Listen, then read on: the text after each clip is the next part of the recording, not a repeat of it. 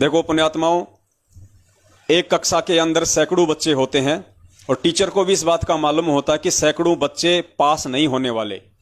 उनमें से कुछ बच्चे मेरिट में आते हैं जो बहुत इंटेलिजेंट होते हैं, एक या दो बच्चा मुश्किल से मेरिट में आता है। कुछ बच्चे हैं वो फर्स्ट डिवीजन आते हैं, कुछ बच्चे सेकंड डिवीजन आते हैं, कुछ थर्ड डिवीजन में पास होते हैं, तो कुछ सप्लीमेंट्री में आते हैं और कुछ फेल भी हो जाते हैं। तो परमेश्वर को इस बात का अच्छे से पता है कि मेरे जो लाखों या करोड़ों की संख्या में जो भगत मेरे बनेंगे वो सभी तो सतलोक जाने के लायक नहीं हो पाएंगे, क्योंकि सतलोक वही जाएगा जो अपने गुरु को परमात्मा हृदय से स्वीकार कर लेगा। लेकिन ज्ञान परमात्मा बरसात की तरह सभी के ऊपर समान रूप से बरसाता है, और यह भी मालूम होता है उस अंतर्यामी परमात्मा को कि मेरे कितने बच्चे मुझे पहचान पाएंगे और मेरे कितने बच्चे मुझे पहचान के तन मन धन से मेरे प्रति समर्पित होंगे, और अंत में उनमें से भी मेरे कितनी आत्माएं मेरे साथ सतलोक जाने के लिए तैयार होंगी। तो हमने ये नहीं देखना है कि परमपिता परमेश्वर ने हमारी जो सेवा लगाई है हमारे ही सोए हुए भगत भाई बहनों को जगाने की, जो कि सतलोक आश्रम मैनेजमेंट हरियाणा के पीछे काल की भांग के नशे में सो रहे हैं, वो सत्य असत्य नीर खीर का निबेरा करने में सक्षम नहीं है।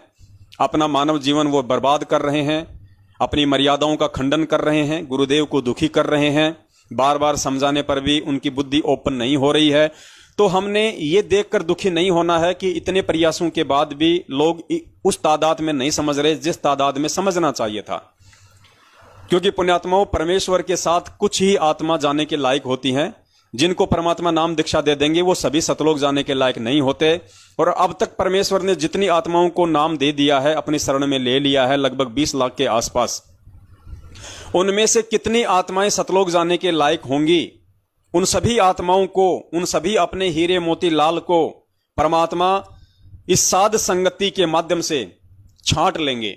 यानी जितने परमेश्वर के हीरे मोती लाल होंगे, जो अच्छी हंस आत्मा होंगी, जो वास्तव में संस्कारी आत्मा है, जिनके प्रबल भक्ति संस्कार हैं और जो सतलोक जाने के काबिल हैं, वो सभी आत्माएं सतलोक आश्रम मैनेजमेंट हरियाणा रूपी काल भगवान के खेमे से धीरे धीरे धीरे धीरे बाहर निकल जाएंगी और अपने परमेश्वर की शरण में आ जाएंगी।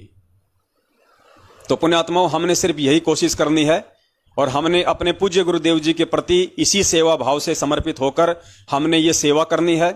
ठीक है, दास को परमात्मा ने बोलने के लिए निमित्त बनाया, परमेश्वर को दास ने थोड़ी सी सद्बुद्धि दी और दास को परमात्मा ने ये सेवा दे रखी है।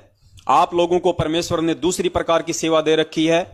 अगर दास के बोले हुए को यदि आप जी आगे शेयर नहीं करेंगे तो दास का बोला हुआ भी बेकार है, उसका कोई मतलब ही नहीं निकलेगा। तो कहने का मतलब है, जितनी सेवा की दया दास ने मुझ पवन दास के ऊपर की हुई है, उतनी ही सेवा की दया परमेश्वर ने आप सभी आत्माओं के ऊपर की हुई है। सेवा का रूप और प्रारूप डिफरेंट है, बाकी सेवा सबकी समान रूप से ही है। कोई ये ना समझे कि हमारी सेवा कम है, ऐसा कुछ नहीं है। प्रारब्ध के अनुसार और संस्कार के अनुसार परमेश्वर सेवाओं का वितरण करते हैं। तो हम सब की सेवा बराबर है, क्योंकि हम सभी उस परमात्मा की शरण में हैं, सभी परमात्मा के बच्चे हैं। और माता पिता फिर भी अपने बच्चों में थोड़ा बहुत डिफरेंट कर सकते हैं, क्योंकि ये कलयुग है। जो बच्चा ज्यादा पैसे कमाता है, आजकल माता पिता उसकी तरफ ज्यादा प्यार प्रेम से रहते हैं, और जो बच्चा नहीं कमाता है उसकी तरफ थोड़ा सा कम रहते हैं।